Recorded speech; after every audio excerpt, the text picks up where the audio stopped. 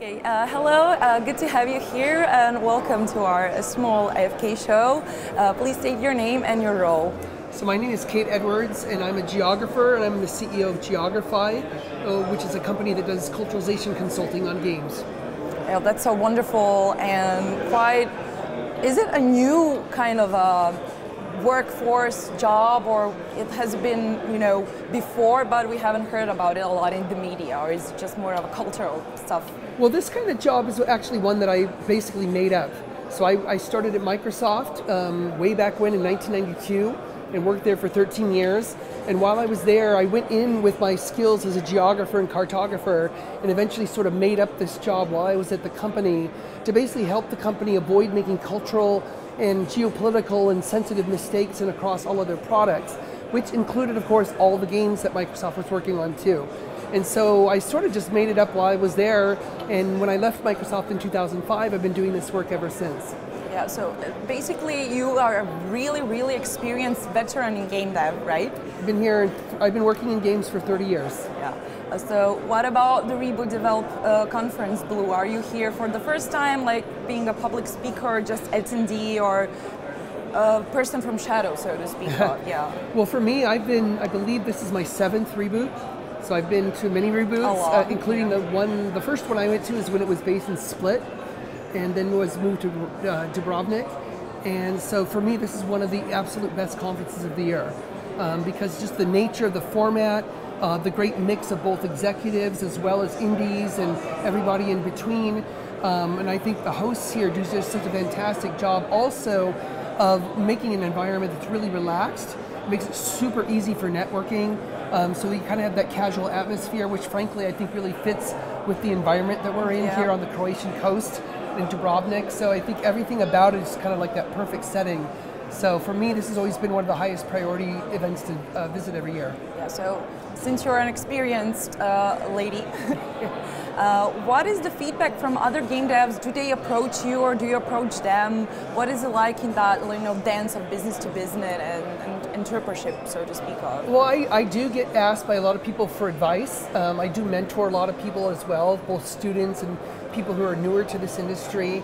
I run mentoring events at non-game events like San Diego Comic-Con and WonderCon and things like that, because you have events like that which attract a lot of people who are very interested in getting into video games as a developer, but they just don't know what to do. So I have a huge heart for those people. I really want to help them and help them understand what a fantastic community this is and what it's like to be a part of it. And so I do a lot of travel. I speak at a lot of events around the world. And this one is very much similar to that, in that when I'm here to speak, I'm here to network, both with people I know as well as new people. But more than anything, I really feel I come to help people. That's why I'm here, because I really want to share my experience, share my knowledge, especially with people who are new to the industry and really want to figure out how do I do this. So do you think that actually there have been a lot of speeches throughout 3 days of Reboot talking about, it's 2023, we still speak about some stuff that should have been left in the past? Is it because, when there are newcomers and newlings, that they kind of adapt with the cultural aspect of it, with some negative aspects of, because people do talk about a lot of, the toxicity in gaming, especially when the people do play games. Yes. But is it still rooted in game dev, so to speak of? Because, you've seen the AAA studios having their fair share of hell and toxicity throughout the media and internally. So what are your thoughts about it? So I think it's very important for people coming into this industry that they still need to hear those messages, because even though it might get redundant for some of the people who've been around a while, we haven't solved those problems completely. And until we do, I think, as we get new people coming in the industry, they might have new ideas for how to deal with it. So I think it's important. Yeah, it's all about the talk about, the social media, social network, that people do use their humor. Yes. But is it different, in the Western or European countries? Because we're not quite acquainted with the Asian or African or Australian communities, mostly European and American ones. Right. So are there any cultural differences who really stem really far apart, or are there some kind of ongoing humanity stuff? Like, is it basically similar or the same? I would say that between the different locales around the world, there's certainly a baseline human behavior element to it, where we pretty much act the same. What really is the difference, the cultural difference, is not the human behavior, it's how we deal with it and how we manage it. So it's like in the workplace, how are things dealt with in Japan versus in the United States versus in Croatia? And so that's where we get into different laws, different policies, and things like that, which do reflect the local culture and the history of that culture. And so I think, we all have that baseline human reactions, and we don't like crunch, we don't want to be overworked, we want to be felt included in the workplace, all of these good things, but then how we manage that as people is very different from place to place. So, but I think the power of our humanity pretty much overrides that, because as we have conferences like this where we come together from different countries, that's the importance of this, is because then we can talk to each other, share our practices with each other, and that's where we really find out that, your problem sounds exactly like my problem, but the way you're dealing with it actually is a good idea that I have not heard before. And so I think that exchange of ideas really kind of helps us understand how to, better deal with the issue in our location. And I think that people here are more relaxed than in the usual conferences, because, for example, it's going to be in August, the bigger one in Europe, Germany. So there's more like a pure business side. But is it also the part that we are here by the sea, at the seaside, and people are really, really relaxed, or just, enthralled by the Mediterranean coast, and maybe salt in the air? I don't know what happens. I honestly think that's a huge factor. I mean, let's face it, it's Dubrovnik, come on. I mean, the Croatian coast is amazingly beautiful, and it's hard to resist. When a speaker, especially not from this area, is asked to speak here, it's like they don't miss the chance. It's like, and once they've been here, they really want to come back. Because it's just such the natural beauty of the place, the beauty of the culture, the history here. I mean, everything together makes it very unique. And I think that really does, I agree with you, that it really does help kind of set that more relaxed tone, that you can kind of let your guard down. It's not being at like some event where, like some in the US, where it's all business, business, business, all very serious. And here I think it helps you relax and just kind of have those more casual conversations. But it also helps, you get experience throughout the whole world conferences, and you kind of build it together, right? Yes. So about your current work, it's 2023, right? Yes. Do you have anything you would like to, say, or that you're proud of, or some ongoing projects, or, Well, as far as my current work, I mean, there's the culturalization consulting that I continue to do. And I'm very proud of that work. I work across a lot of different companies, Microsoft, Sony, EA, Ubisoft, a lot of other companies. I'm working on many projects right now. There's several projects I can't talk about, but I'm having so much fun working on them. But I'm also, what I feel that work is important to me, but what's more important, honestly, is the advocacy work that I continue to do, because I still serve on the board of the Global Game Jam, on TakeThis.org, which deals with mental health in the game industry, Deep Well, which is developing games to actually help facilitate mental wellness. So there's a lot of other efforts that I spend my time on, which I feel are really important to not only helping the general public understand the power of games, but also help make this a better industry. So it's a big deal, because mostly game jams are usually, a global event with the local power, so to speak of. And you were there for a couple of years. Yes. And after that, you actually made one about mental health awareness. Yes. And I think the first game, was it something about being in lockdown, right? Do you remember about it?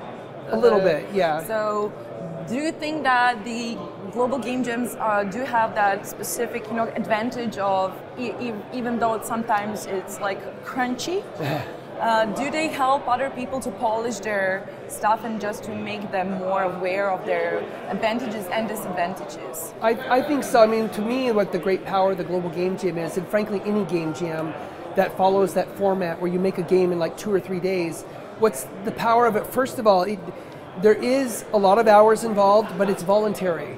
Because usually in the industry, what we call crunch is when your management tells you that you have to do it, or if you don't do it, you're going to lose your job.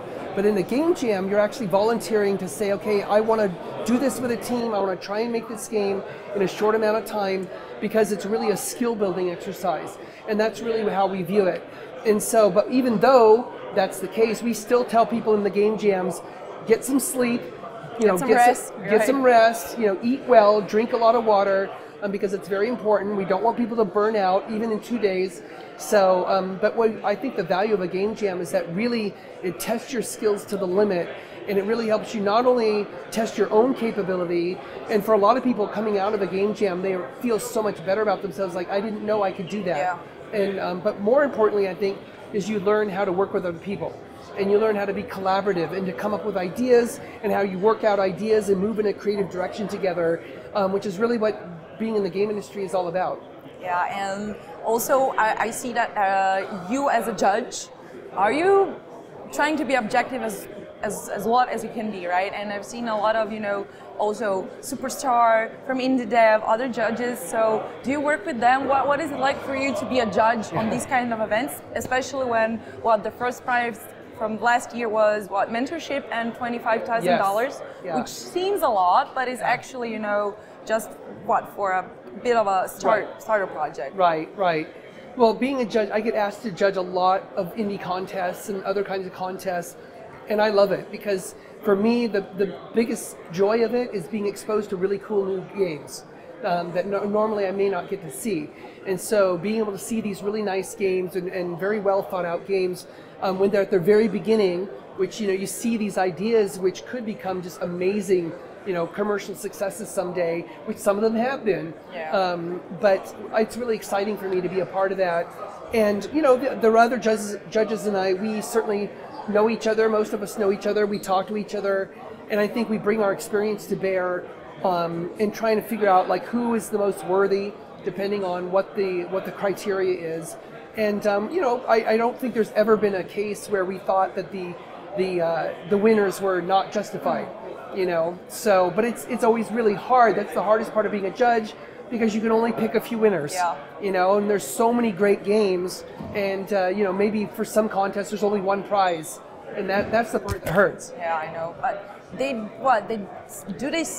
will there be this year's also, or the next one, so they can prepare mentally, or just to be excited and look forward to these kinds of events? So do you have any advices, for example, if anyone from this kind of region wants to participate in your work, what would you tell them? What advice would you give to the public?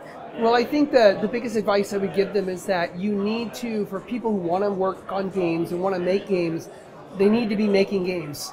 They can't just say, I want to do it. You have to be doing it. And that's a big difference, because I meet a lot of people from around the world, both who are in game dev and who want to be in game dev. And the biggest difference I've seen between those who succeed and those who don't is the ones who succeed are the ones who keep trying and failing. They constantly try different things and they fail a lot, but they learn from their failure. And I think that process is extremely important, because as much as we always want our first project to be a success, that's very unlikely. So I think you have to be comfortable with the fact that this is an iterative process. So you're going to keep trying, failing, but every time you do that, you're going to learn something, go back, figure out what you did wrong, improve your skills. And the other thing I think is really important besides that is making sure you have mentors. Find people who can guide you. Don't be too proud to say, I need help, because everybody in this industry started out the same way. Everybody in this industry at some point had some kind of person there to kind of guide us along and help us out. And so you should not be shy about asking for help. And if you're someone who has experience, you should be very willing to give help. Yeah. And I think Rami on Monday spoke about something, the luck factor also. Is it also lucky to get you as a mentor or anyone else? So they should take a leap of faith to believe in themselves, to go out there and try it out, right? Yeah, well, I mean, there's a certain luck factor. I mean, there's no doubt about that. I mean, that's true in any creative media. There's some films that get released that are amazing, but they have no audience. They're not a commercial success, but it's still a good film. So that's not a judgment on your creativity. It just was maybe the wrong timing. And so there's a certain luck factor to it. But, there is that ability to develop the courage to go forward anyway. And that's probably the hardest part, finding your confidence that you have the creative skill and that you're willing to try and keep doing it. Because I know it's a cliche that you hear in a lot of different industries, But persistence, being persistent and keep trying in the face of failure is honestly the only way to move forward. So thank you. Don't get discouraged, and that's about it. I mean, I do have, one last question. Yes. What are you looking most forward to this year's games and stuff? Like, do you have some game or some kind of media or team that you're advising or mentoring that you're looking forward to their work being out in the public? It's, well, again, there's ones that are under NDA that I can't say, but me personally, I'm looking forward to Diablo 4. I can't wait to play it, and it comes out pretty soon. I think we have like a month or two. About, it's several weeks away still, but I don't get much time to play games, but there's certain games that come out that I really love, that I prioritize, and so this is a chance for me to actually take some time to actually play something for once, because usually I'm way too busy.